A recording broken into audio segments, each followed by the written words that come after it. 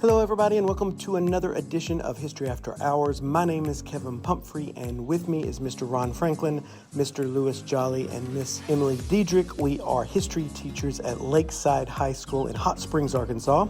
We are recording this podcast on September 5th, 2024, live at Collective Coffee and Tea.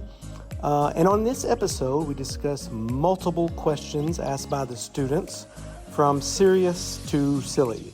And as always, I hope you enjoy the podcast.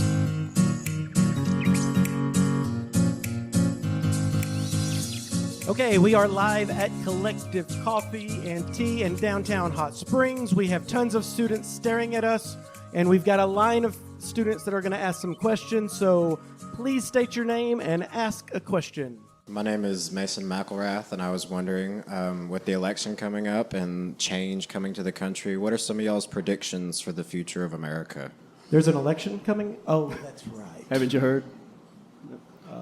Okay, so that's a two-parter. Yeah. What do we predict for the election itself, or what do we predict about the potential changes that could come about? Just mostly your predictions for the future. Okay, I'm eternally hopeful.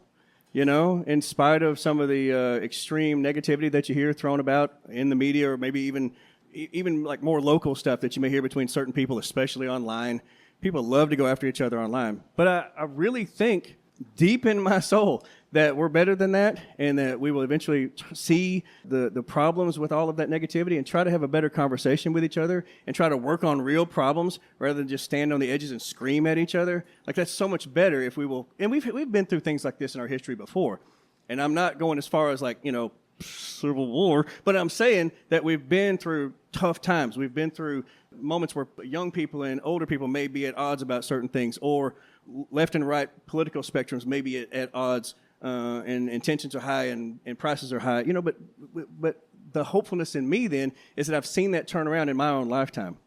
I mean, my earliest memories are of Vietnam, and that, if you've studied anything about the 1960s and early 70s, that was a tough time for a lot of folks, but we can come through that, so we got to believe in each other, and the hopeful person in me, because it's easy to be negative, it's easy to be angst filled, but I think we're better than that. Yeah, if you want to use history as a guide, which if you don't use history, I don't know what you're going to use. Right. But history as a guide to perilous times. We are in the middle of a party shift. We're in the middle of flux with communication, trying to figure it out. We've been through this before with the radio, with the television. We've had, Great Depression, parties reshifted. Voters went from one party to the other. It's not fun living in the middle of it, but like Franklin said, it could be worse, and I'm optimistic that your generation will figure a lot of this stuff out. Indeed. I'm optimistic as well. Your kids are going to ride a gauntlet in a push about this time period at some point, because right. It's a very unique time period in the fact that a single person has so changed the political landscape.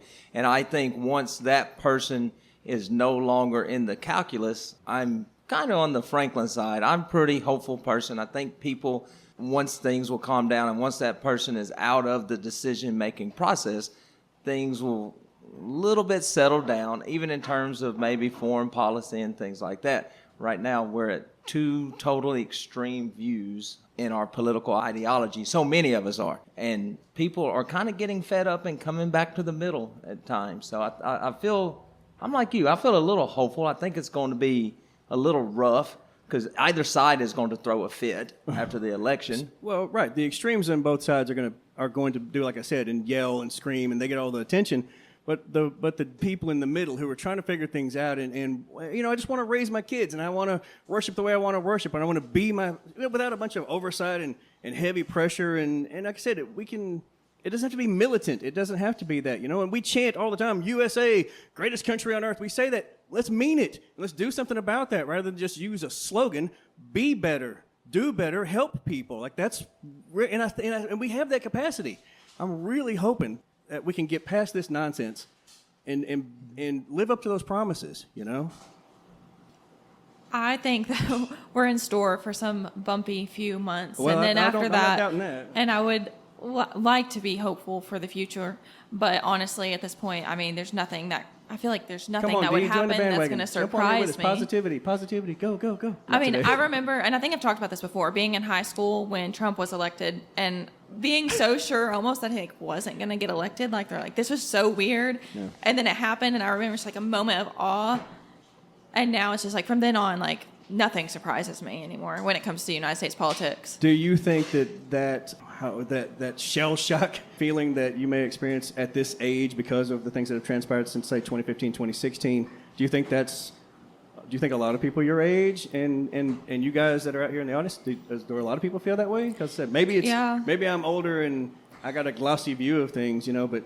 Yeah, I think a lot of people my age, because of the, I guess you could say, turbulence of politics from 2016 until now.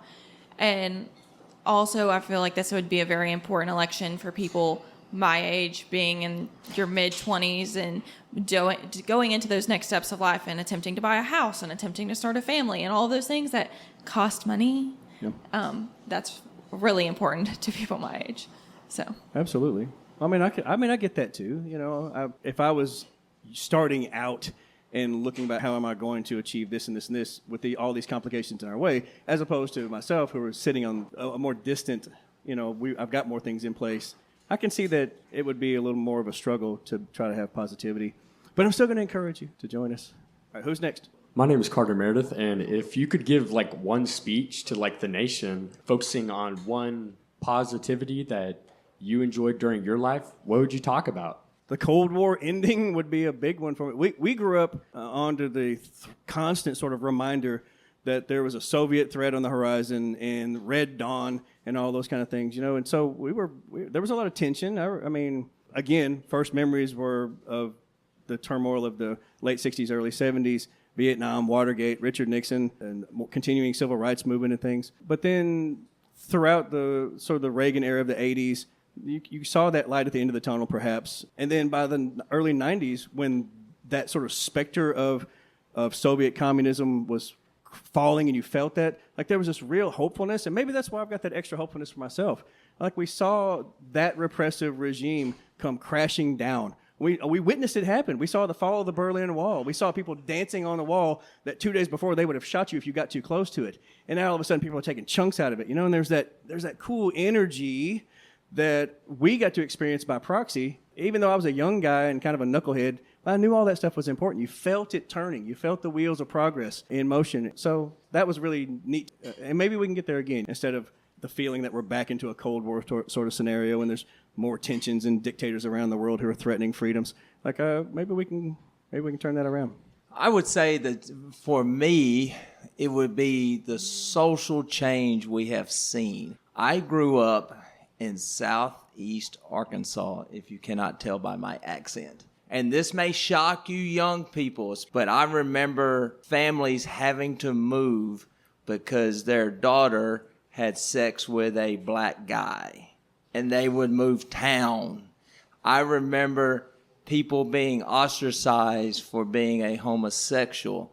I remember the hard R being used by almost everybody I was around, including people within school district and bosses and things like that. You did not live on a certain side of town if you were the other color.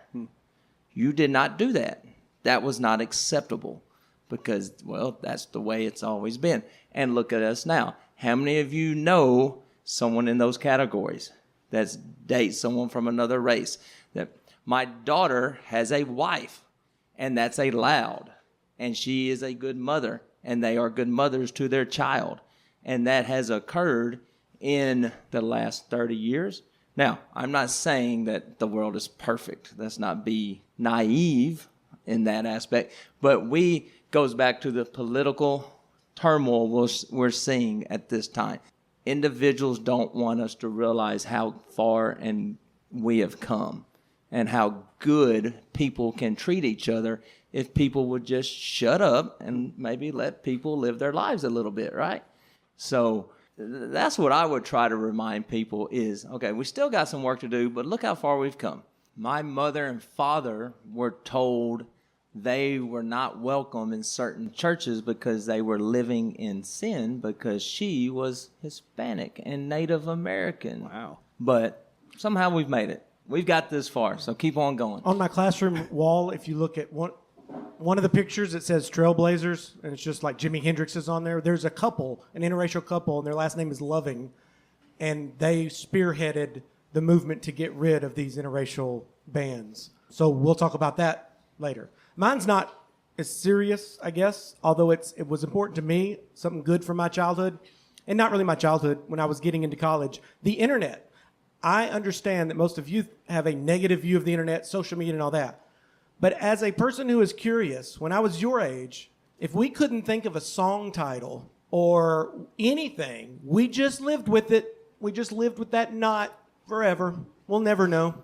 I guess nobody knows. And we just dealt with never knowing, a question that we had.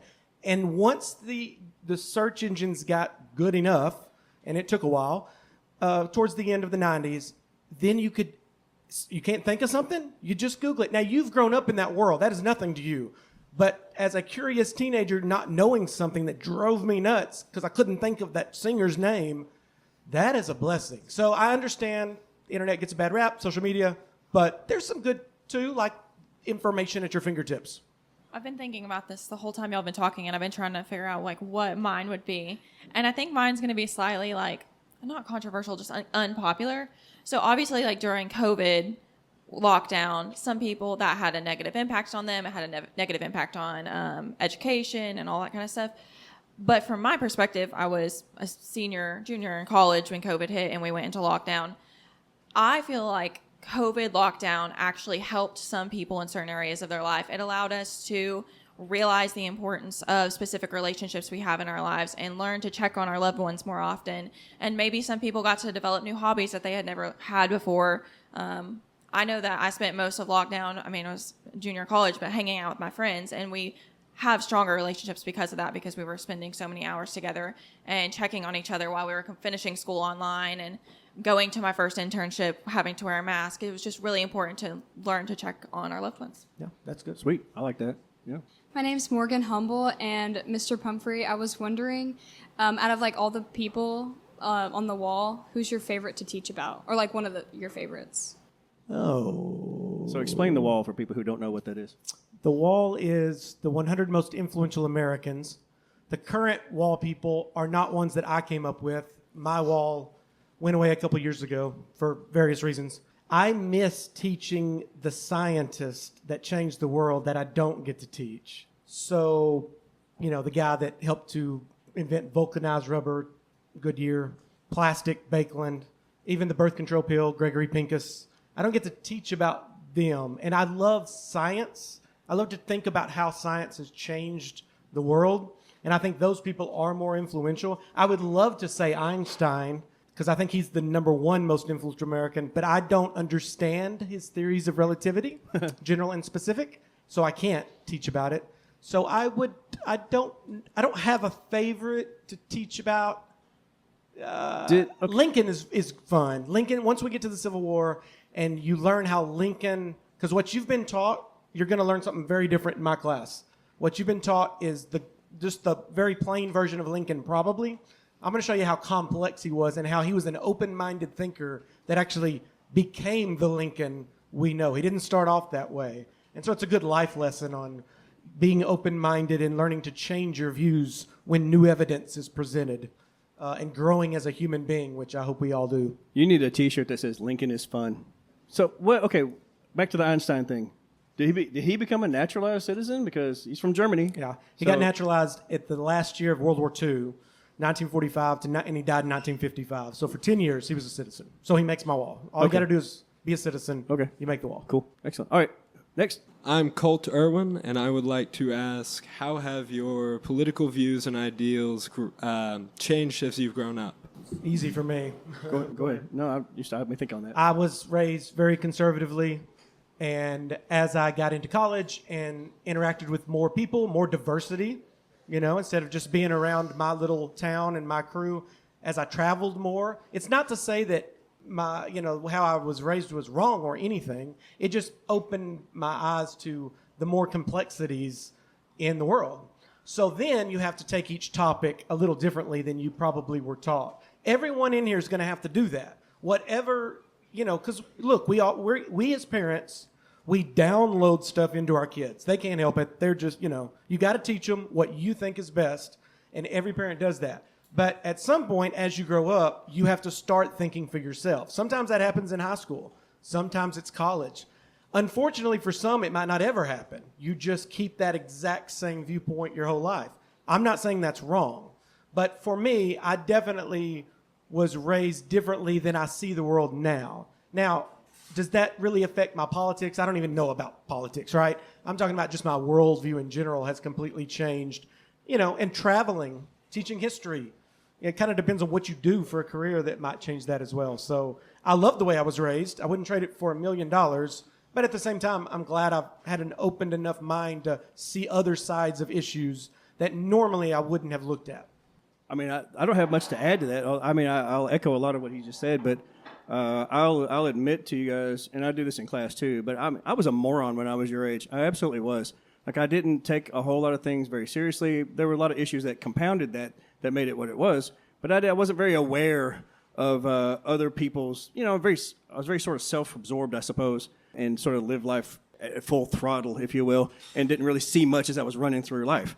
But then when I learned to slow down and recognize that, to develop a greater sense of not just self, but of awareness about the world around me and develop true empathy for people and what they're dealing with. But that's experience. The more you see and the more you do and the more people you know and the more places you go and the more struggles you see, then now all of a sudden you've got a wider perspective and you can grow. And I would love to see politicians and political parties and just platforms and agendas for them to be more willing to embrace a wider maybe audience or stop streamline thinking. There's not a lot of money in that, maybe, I guess.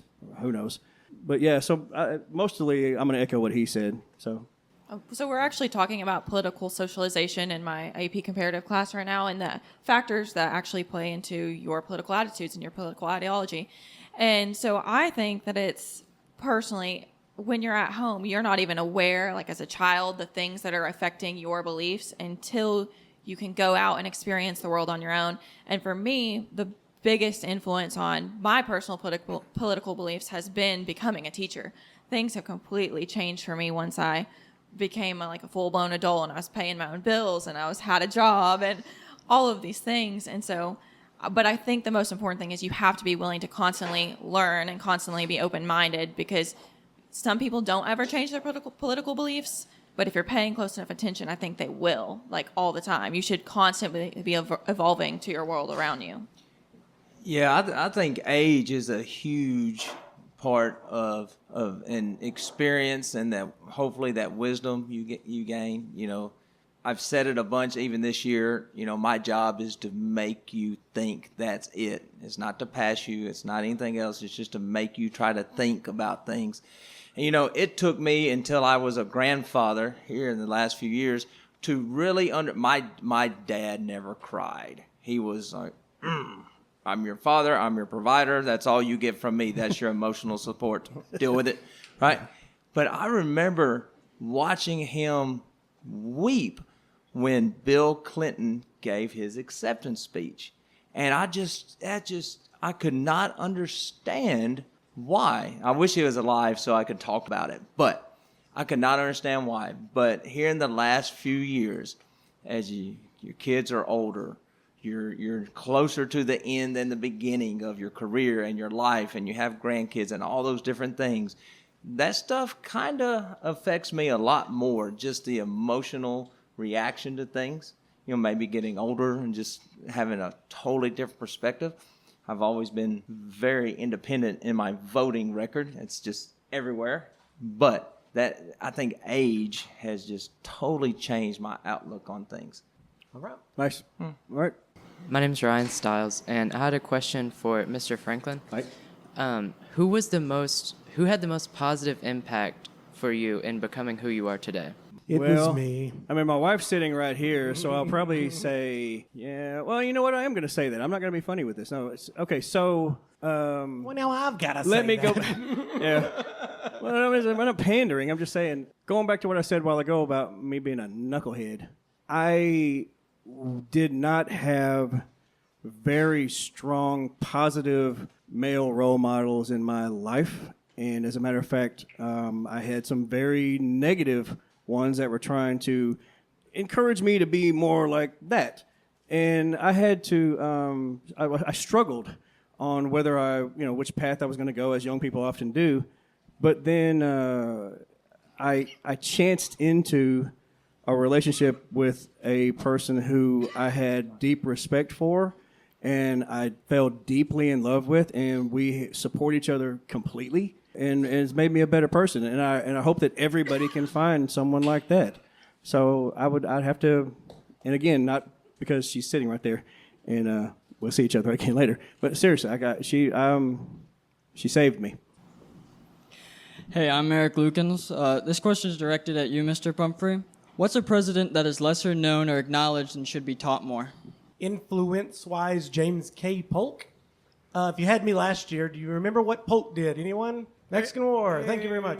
Yeah, this is the president that basically, we've been talking about manifest destiny, and when Polk became president, he said he's going to get California, he's going to get the Oregon territory squared away. So, and he's going to get Texas into as a state. Like he said, I'm going to do this, this, this, and this, and then I'm out. And he did that. That's very rare. Now, I'm not saying what he did was great or even good, because we kind of sparked a war with Mexico to do all this. So I don't want you to get it confused. But most students don't know who he is at all. They've never even heard of James Knox Polk. And he only served one term, but he's more influential than most presidents, for sure. So in a shorter amount of time? In a very short time. He died literally about a year after he left office. So we'll talk about him. He's on the wall, of course. That's a president that most people don't know about that they should know because he's influential. Cool. My name is Cooper Campbell, and I wanted to ask, who's your favorite bald person in history? Favorite bald person. Bald Hairless. person. Real history or fake history? All history. Jean-Luc Picard. Star Trek fan. Star Trek, yeah. Is that Next Generation? What is that? That's Next Generation. Okay, that's what I thought. Yeah. Well, if we're going, oh man, I don't even know. Louis the 14th? Charles Barkley? That's not history though. That's your favorite bald guy. Gosh, Monty, that's hard. Bald guys in history? Is there something behind that question, or like what? Are you losing your hair, George? I want you to like me. I was just quite interested. Yeah, that's a new one, man. Nobody's ever asked us that specific a question about hair loss and admiration. I like Chiang Kai-shek. Oh. I'm impressed that you know who that is. Do you know who that is, or are you just saying names? No, bald Chinese man. Yeah. Do you know what else he did? He invented the word. He got beat up by communists, but Huh? he got beat up by the communists. Well, he did, and he also went on an attempted purge of all communists, and so we will talk about that dude. So yeah, militant guy who hunted down or tried to hunt down Mao Zedong and the communists there in China. And yeah, so cool. All right, well, bravo for you, Chiang Kai-shek. Okay, By the way, if we had a bald president, Well, technically, if the wind blows, Trump is bald. didn't somebody? are we a baldest country? Well, I think all politicians at that are. They're all probably pretty vain at that point. Do you count Kennedy after the? Oh, that was It's rough. not too soon. Some of y'all got that, and some of you did not, and that's okay. Oh, wait, Eisenhower was kind of bald. Ike, we like Ike. He had a little hair, but he was kind of bald. Yeah, Okay. That's a good one. Just making sure. Chiang Kai-shek. Your turn. My name is Abby Davenport, and my question is not as good as his, but do y'all think that World Is War... it Chinese based? No. Well, actually, could be, but do y'all think World War III will happen in the next 10 years, or what would be the possibility of it happening? It could already be happening online, and we don't even know it. Oh, do your internet World War III thing. Yeah, I mean, if technology keeps going, World War III will look a lot different, of course, than any other war. Cyber people right now could be fighting for their lives for this country and we not even know about it. There could be drone attacks. There could be hacking of electrical grids of other countries. It could all be digital. We're just living our lives. World War III's going on. We don't know it. And all of a sudden the lights just go zzz. Well, and then zombie apocalypse time. So, to jump off there's a retired NATO commander, James Stavridis. He's the only admiral to ever be named the supreme leader of NATO, which is usually a land-based warfare type organization. And he has said the next world war will be fought in the digital space. Think about the shutdowns that have occurred in power grids. Water systems have been hacked. There has been hostage of hospital systems. Hackers will shut hospital systems down. Patients are dying, and they say, you pay us money and we'll turn your systems back on, which is pretty mean, I guess you could say. Are those sponsored by a specific country, or are they vigilante hacker type things? It seems like there's some China involved in that. There is some China and now Iran, and some recent reports that even mainstream news people are talking about. The Attorney General came out and just released just a ton of information of the disinformation campaigns. Russia is sending out disinformation that will kind of make people like Trump.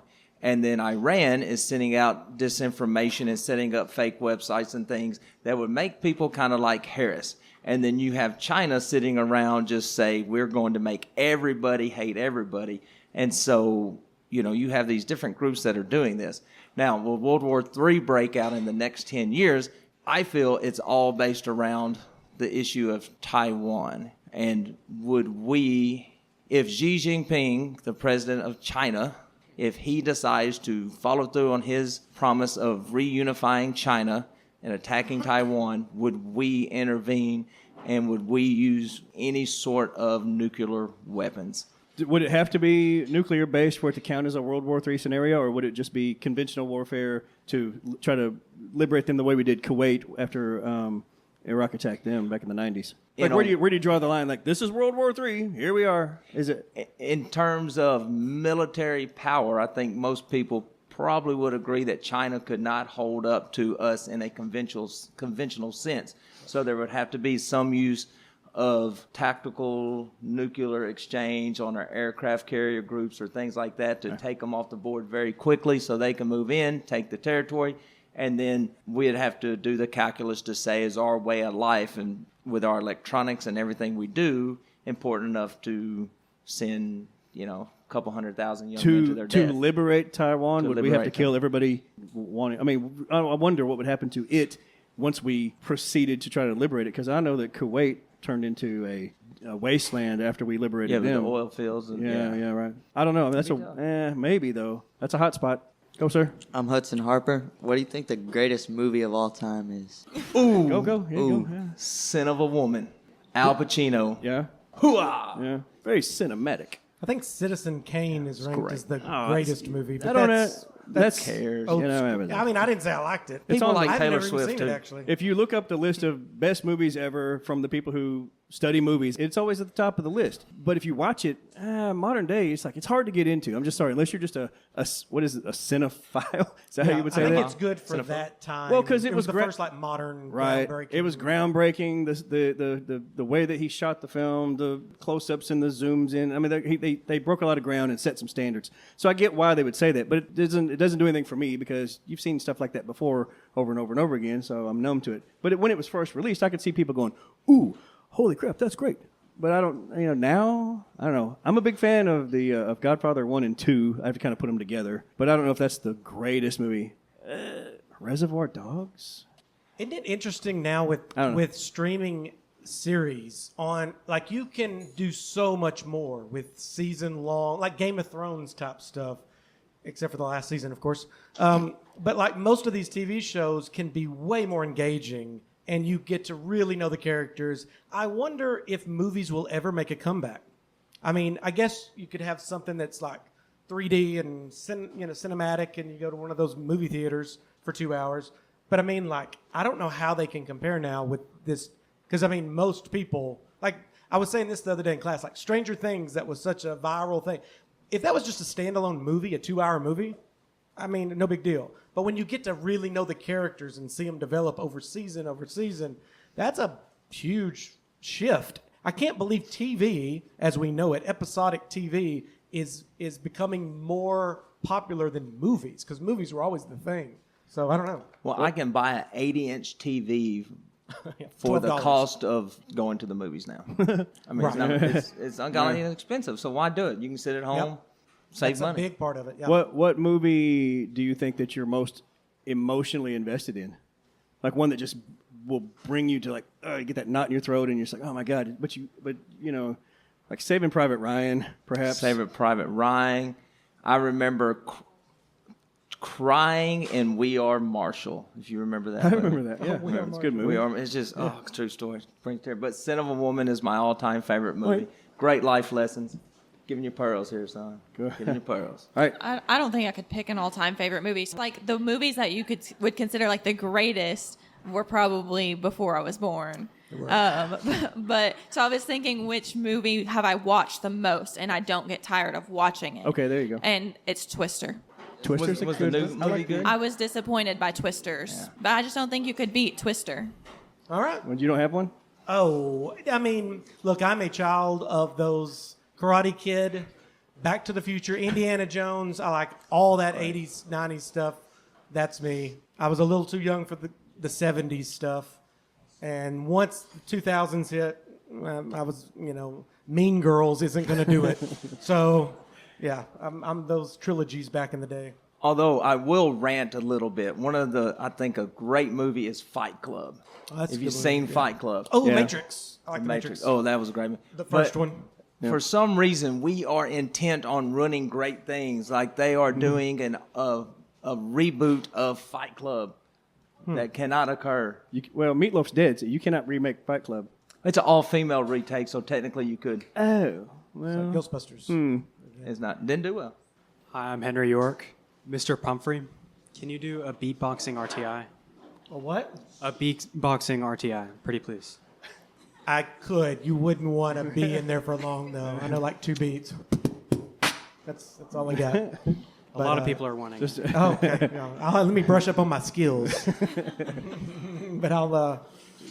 Mix in a record scratch. Oh yeah. I could try. I mean, like beatbox. I was a drummer, so I think it's natural for me to like beatboxing.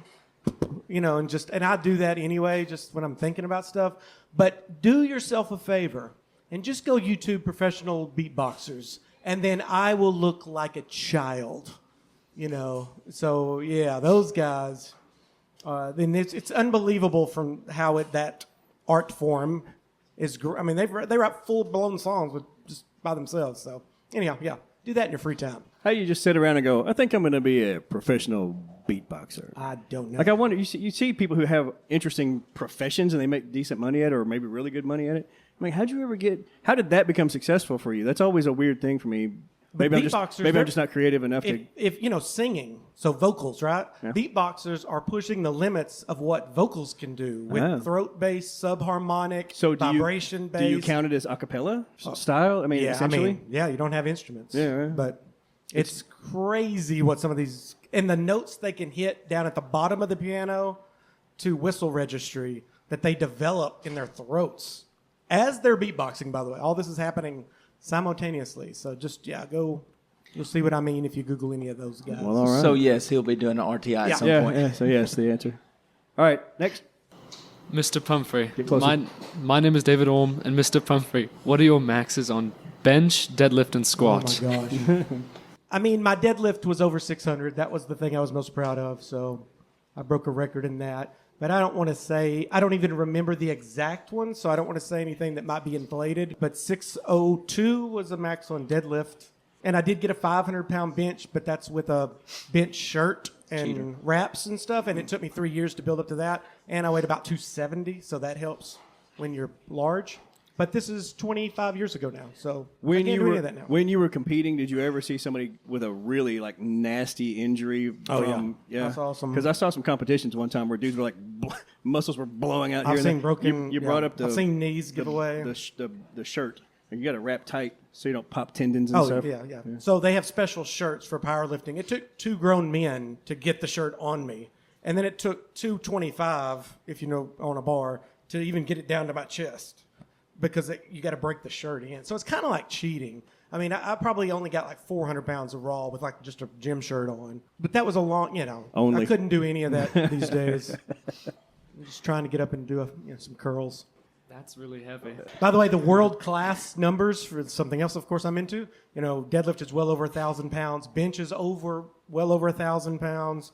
For real? And squats well over 1,000 pounds. So bench press over 1,000 pounds? Yeah. Now, once again, they have these specialized shirts, and every federation has different rules, whether your heels can come up. And who the hell's pushing 1,000 pound? If you see these guys, their bellies are out to here. They're like, I always got mad at those dudes with arms that short that just went. And I was like, it went 3 inches. And then I've got these huge arms, which help in a deadlift, but really hurt you in the bench press. I'd always get beat by these 198 pound guys. Because you got to lock out, right? I've got, And you got to, the federation I was in, you go to your chest and pause and wait for press. So it's you're just praying. But, wraps and all that stuff. Yeah, it's a very dangerous sport, though. And so I hurt my back, and I thought, I want to be able to walk when I'm 60. I'm going to stop. Sure. Follow-up question. How long ago was that? Early 2000s. As a matter of fact, I was teaching about Ronald Reagan today on the wall, and he died in 2004. And I was telling some of my classes, I remember the day he died because I was underneath a lot of weight on a squat. And I heard through the radio speaker in the gym, Ronald Reagan just passed away, as I'm struggling for my life. And I thought, oh, that's interesting. So I don't know why I remember that, but that's how my brain works. All right, cool. Awesome. All right, next. My name's Dakota Sawyer, and earlier, Miss Diedrich was telling us about how she got kidnapped. What did I get kidnapped? almost got kidnapped. Do y'all have any stories like that? Well, let's unpack that for a moment. Okay. What happened? This is my one of my teacher lore stories. So I always tell the story how I almost got kidnapped and the story how I met a serial killer. Those are my 2 go-to stories. When I'm this is trying gonna be to fill in good. time. How I almost got kidnapped back when Walmarts were 24 hours before COVID. I went to Walmart at 1 o'clock in the morning by myself because I didn't pick up something my mom asked me to pick up earlier in the day. And so as I pulled in, I noticed there was cars in the back of the parking lot. But, here in Hot Springs, Arkansas, people just like to hang out in Walmart parking lots. So I didn't think very much of it. Went into Walmart, got what I needed, was walking out, and the cars had moved and parked next to my car. Oh. And they were standing outside of their cars with their car doors open. And so I turned back around. I was aware of my surroundings, like everyone should be. And I went back inside, told Walmart. They walked me back out to my car. By the time we got back outside, they were already gone. So that's how I almost got kidnapped. But I'm here. Do you want the serial killer? Of course. Hell yeah. You got to hear the tease serial that. killer. How I met a serial Next time killer. on History After Hours. I'll shorten it, but basically, I grew up going here in Hot Springs. I went to Lake Hamilton. Mr. Russer, the AP World History teacher, actually offered a program where if we applied and we got accepted, we got to go tour Cummins Federal Prison right outside of Pine Bluff. Oh, what a prize. Yeah, and so we went for the day, toured the entire facility, and the very last thing they did is they brought us into this small room with just basic classroom chairs in it. There was probably 10 of us that went. We sat down.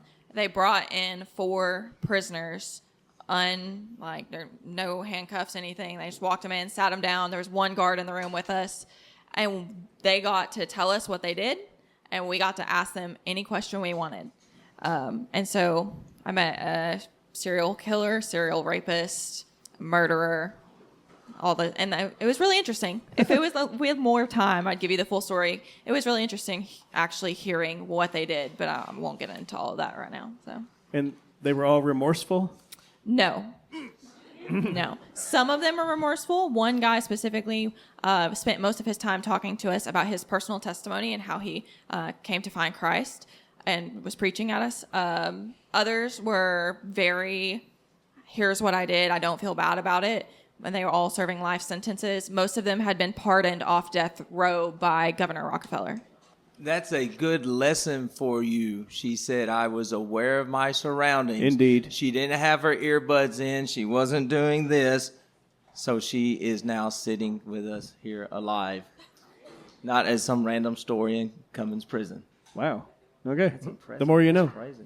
Hello. So my name is Clementine Durden, and my question was about the Olympics because they were over the summer. And I was wondering about the effects of propaganda on and in the Olympics. Specifically? Do you want an be example? more specific because Yeah. Give us a Yeah. Okay, so China's men's gymnastics team, the Chinese media said that they were traitors to the country because they got fourth instead of third, and U.S. got third. So they were condemning their own athletes Yes, they as were traitors. You know, Yeah. I've heard that before out of China in past Olympics, where because some of these kids, I don't know how to verify this necessarily because sometimes it's hard to get information out of a country like that. But some of these athletes they didn't choose to be athletes necessarily. They were sort of selected by the state to be athletes, and so they've been training their entire lives, and this is who they are, and you're going to make us proud no matter what. They're very keen on their image internationally and on the world stage, especially at something as high profile as the Olympics. Letting the country down would be disastrous, I think. And maybe those people who, how do you go home again? Are they afraid for their lives? Like, what happens to them next? I don't know. Like, that's scary. Well, historically, you look at totalitarian communist regimes. If anyone knows UFC fighters, there's a fighter by the name of Yoel Romero. He is a Cuban defector, and he grew up as a wrestler within the Cuban athletic system, the state athletic system under Castro.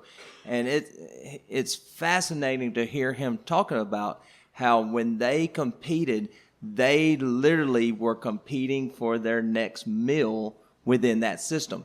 If you win your match, you get to eat. If you do not win, you do not get to eat. And, you look at the Soviet system with the cheating and things like that, with the drugs. You look at the Cuban system, it doesn't surprise me because I think some of the propaganda piece is, look at us, look how great our system and our state is. You go back to Hitler, the Olympics in Berlin, and how much controversy that was. And was it Jesse Owens at the Olympics? And to be up there because it was supposed to be a display to show the world how great the Aryan race was and above everything. And I think it's just another page out of that type of system, a totalitarian system. If you don't win, you don't eat. Yeah, that's what he said. It was just a couple more lightning round. Lightning round for a couple. Come on. lightning round.